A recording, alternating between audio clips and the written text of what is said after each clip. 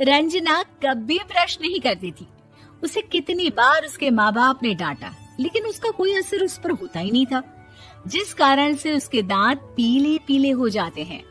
शादी के बाद अरे बहू, वैसे तो तुझ में कोई कमी नहीं है, पर तेरे दांत इतने पीले कैसे हैं बेटा? कैसे मतलब? कोई सर्जरी थोड़ी ना कराई है। वो तो क्या नाम, मैं ब्रश नहीं करती थी तो पीले हो गए। अब क्या करूं? आप कहें तो लाल करवा लूं या फिर काले? यार ये क्या है, क्यों माँ से लड़ रही हो? लड़ रही हूँ? अरे मैं लड़ रही हूँ या ये बोल रही है कि दांत पीले हैं, पीले। अरे तपस्या थोड़ी ना की है इन्हें पीले करने के लिए। बकायदा ब्रश नहीं किया है 20 साल तक, तब जाकर। छी, कैसी बात कर रही हो? ये उस वक्त तो पीले नहीं थे जब हम लोग तुम्हें देखने आए थे। अरे तब साफ करवा लिया होगा डेंटिस्ट के पास जाकर। अब देखो कैसे पीले पीले लग रहे हैं। रंजना सास की तरफ गुस्से से देखती है। फिर शुरू हो गई पीले पीले पीले। अरे पीले तो तब भी थे जब मेरे हाथ का रसगुल्ला उड़ा उड़ा कर खा रही थी और बोल रही थी, लड़की नहीं गुणों का खजाना दे रहे भाई साहब आप। खैर, अब वो लोग करते भी तो क्या करते, पीले दांत वाली बहू पल्ले पड़ी थी तो झेलना तो था ही। एक दिन कीर्तन में रंजना गाना गा रही थी। अरे कमला बहन, माँ का द्वार है, यहाँ तो सब शुद्ध होकर आते हैं, फिर अपनी बहू को ब्रश भी नहीं करवाती तुम। दूर से पीले पीले दांत भक्ति में बाधा उत्पन्न कर रहे हैं। अरे कोई 2 साल के बच्ची थोड़ी ना लेकर आई हूँ मैं बहू बनाकर। अच्छी खासी लड़की है, अरे कैसे करवाऊं ब्रश? ये तो उसे खुद करना चाहिए ना। अब माँ बाप तो इसके जैसे तैसे निपटा दिए, ये नहीं सोचा कि सास कैसे संभालेगी। सास बहू को लेकर घर आ जाती है, लेकिन सोच लेती है कि अब इसे लेकर कहीं नहीं जाएगी। अगले रोज बहू कहती है, अरे क्या हो गया, मंदिर नहीं जाना क्या? कीर्तन का वक्त हो रहा है। मेरी मधुर वाणी से कान्हा जी जागते हैं और सोते हैं। आप तो जानती है ना उनकी भक्ति में कितना मन लगता है मेरा। वो क्या है ना, तबीयत ठीक नहीं लग रही है मेरी, आराम करूंगी मैं। तबीयत ठीक नहीं लग रही? अभी तो मिथुन के गाने पर नाच रही थी आप, और अब बोल रही है कि तबीयत ठीक नहीं लग रही। अरे भक्ति में मन लगा लो सासू माँ, ऊपर जाना है, क्या मुंह दिखाओगी आप? हाँ? सास को बहू की बात पर गुस्सा आ जाता है। मैं क्या मुंह दिखाऊंगी, इसकी चिंता तो ना कर, समझी? अपने मुंह की चिंता कर, जो ये पीले पीले दांत लेकर हर जगह पहुंच जाती है। पता है लोग कितना मजाक बनाते हैं। ना जी ना, मैं नहीं जाना कहीं तेरे साथ। तो ये बात है।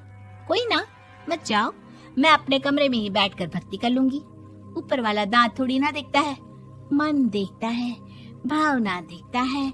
और अरे बस बस, तू सब कुछ दिखा, बस ये सफेद चमकदार दांत ना दिखाना किसी को, है? जा यहाँ से। बहू को सास की बात का कोई फर्क नहीं पड़ता, वो तो जैसी थी वैसी ही रह जाती है। सुबह नहाकर किचन में खाना बनाना, फिर खाना खाना, कीर्तन भजन करना और सो जाना। एक दिन, माँ जी मैं सहेली के घर जा रही हूँ, शाम को लेट आऊंगी। हाँ हाँ तो जाना, मैंने कौन सा तेरी आरती करनी है घर पर बैठकर। रंजना सहेली के घर जाती है, जहाँ वो पार्टी में जाने की तैयारी कर रही होती है। अरे शिखा, कहाँ जाने की तैयारी कर रही है? मैं गलत वक्त पर आ गई क्या? अरे नहीं यार, उल्टा सही वक्त पर आ गया। मैंने ये साड़ी और ज्वेलरी निकाली है यार, शाम को इनके ऑफिस की एक पार्टी में जाना है। बताना कैसा लग रहा है ये सब? नहीं यार, इस ड्रेस के साथ तो वो वाली ज्वेलरी अच्छी लगेगी। हाँ हाँ सही बोल रही है, मैंने ध्यान ही नहीं दिया। वैसे तो हमेशा से मस्त फैशन सेंस रखती है। तो बड़ा जाती होगी ना पति के साथ पार्टी में। रंजना कुछ नहीं बोलती, बस सोचती है कि यार काश ये बात सही हो जाती, पर मैं क्यों नहीं जाती पार्टी में? क्या इन लोगों की कोई पार्टी होती नहीं होगी? रंजना घर आती है और रात में पति से सवाल करती है, एक बात बताइए, आप मुझे किसी पार्टी में क्यों नहीं ले जाते? क्या आपकी यहाँ ऑफिस में पार्टी नहीं होती? पति बेचारा क्या कहता कि दांत पीले हैं तुम्हारे इसलिए। अरे कोई पार्टी होती नहीं हम लोगों के ऑफिस में, तो कहाँ से लेकर जाऊं?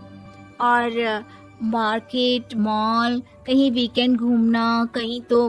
अरे यार, सारे हफ्ते में एक छुट्टी मिलती है, तो सोचता हूँ कि आराम ही कर लूं। क्यों? रंजना मन मार के रह जाती है। पहले कभी सास के साथ मंदिर जाया करती थी, लेकिन वो भी सास ने ले जाना बंद कर दिया। घर बैठी बैठी रंजना बोर हो जाती है। तभी उसे आइडिया आता है और वो मायके जाने का सोचती है।